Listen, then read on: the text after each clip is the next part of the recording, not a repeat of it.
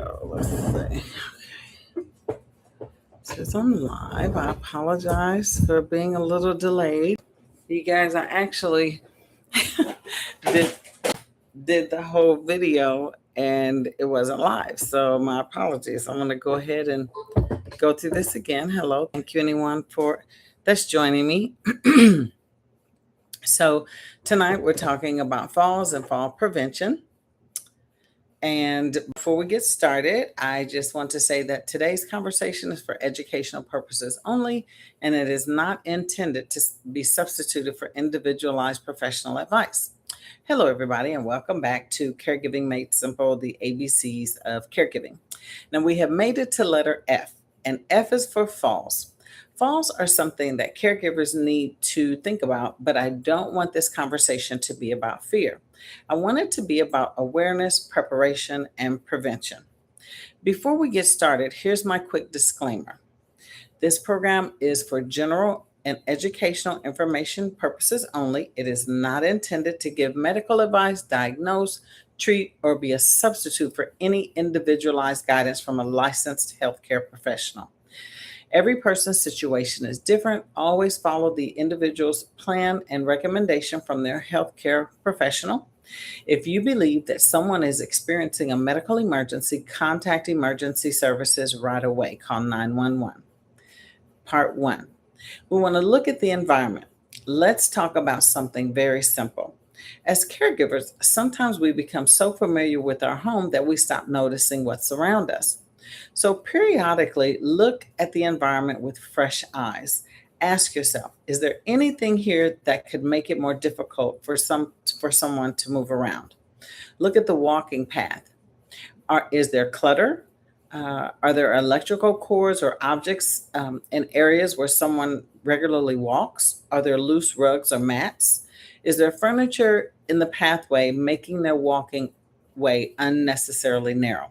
And don't forget about our pets, those little cats and dogs. They can unexpectedly get underneath your feet. The goal isn't to make someone's home look like a hospital. It's simply to create a clear, comfortable path for everyday living. Let's talk about lighting. Think about the path from the bedroom to the bathroom at night. Do you have night lights plugged up? You can get those at Family Dollar. Can the person see where they're going at night? What about their glasses? Consider appropriate lighting in the hallways, bedrooms, bathrooms, and entrances commonly traveled areas. And think about accessibility. Can the person easily see the light switch? Small environmental changes can make a big difference, you guys. Let's talk about footwear and clothing. What does the person wear? What are they wearing? Caregivers should pay special attention to the footwear. Does it fit appropriately? Are there non-skid socks? Is the floor slippery? Does it support the person's needs? Also look at their clothing. Are their pants, robes, gowns dragging on the floor, interfering with movement? This may seem like little things, but little things like this, if the caregiver notices it, take care of a bigger issue before it happens. So just be mindful. Look at their clothes, look at their shoes, and the lighting. Let's talk about the bathroom. The bathroom deserves special attention because water on smooth surfaces can make bathroom areas very challenging for someone who has difficulty with balancing, mobility, and steadiness. Depending on the individual's needs or recommendations from their healthcare professional, they may need appropriate safety equipment that need to be considered. That might include things like grab bars, appropriate seating, equipment, and other devices that may be recommended for that individual. And there's something important as well. Don't improvise their equipment. If you're unsure what equipment is appropriate or how it should be used, speak with the appropriate healthcare professional. Get training, read the instructions. Do not use it without having proper use and instructions. Some people use canes, walkers, wheelchairs, or other mobility equipment. As caregivers, we should not assume that because a device is present that it is automatically the right device or being used appropriately. Follow the individual's care plan and instructions by a professional, qualified healthcare professional. If you notice that someone's mobility has changed, communicate that change. Maybe they're suddenly holding on to furniture. Maybe they're having more difficulty getting out of a chair. Maybe their walking looks different than it normally does. Those observations are worth communicating to the appropriate healthcare professional. Let's talk about medications. Medications have side effects. Sometimes those side effects can cause dizziness, drowsiness, and low blood pressure. This is an important part of the caregiver's responsibility and observations. Dizziness, weakness, drowsiness, or as I said, and decrease in their blood pressure. As a caregiver, we don't diagnose, but we do pay attention to changes with someone's medication. Instead, okay, so we don't independently change someone's medication, but we do observe and communicate that if we notice a change after they with their medication. If you notice new or concerning changes, document that according to your role and communicate it to the appropriate person or healthcare professional. That's part of being a good caregiver. So let's talk about if, God forbid, someone does fall, which we hope and pray that that does not happen.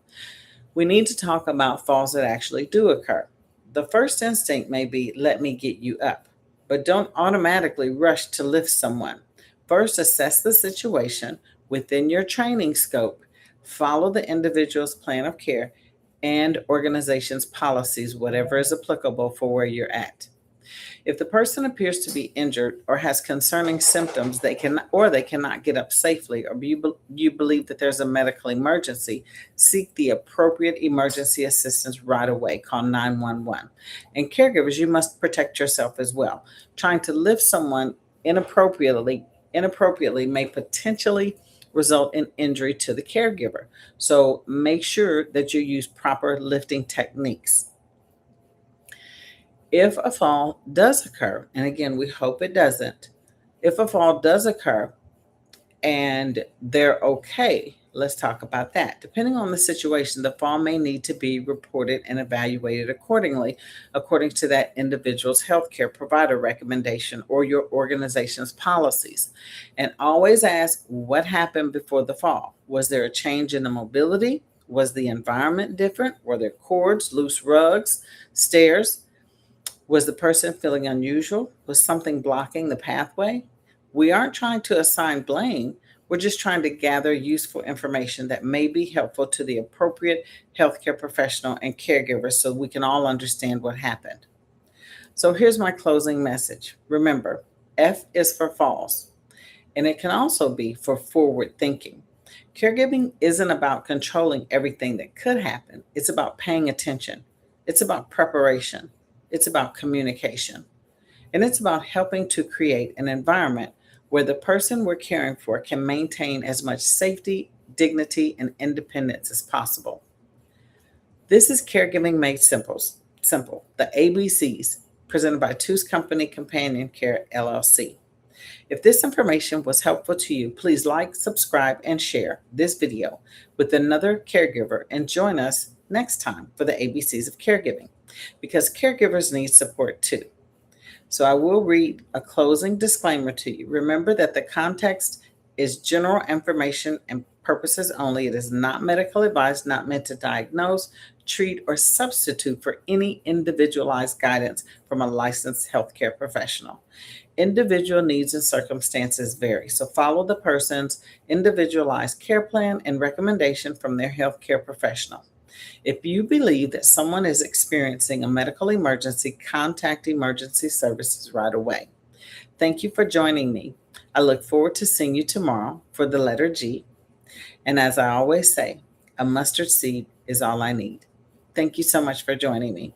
I'm looking in the chat to see, I don't see any questions, but if you guys have any questions, please feel free to put them in the chat. I hope to see you back here tomorrow so we can go over the letter G. And I hope that you have a great night. God bless you and your family. Give yourself a hug. I appreciate you so much. Bye-bye.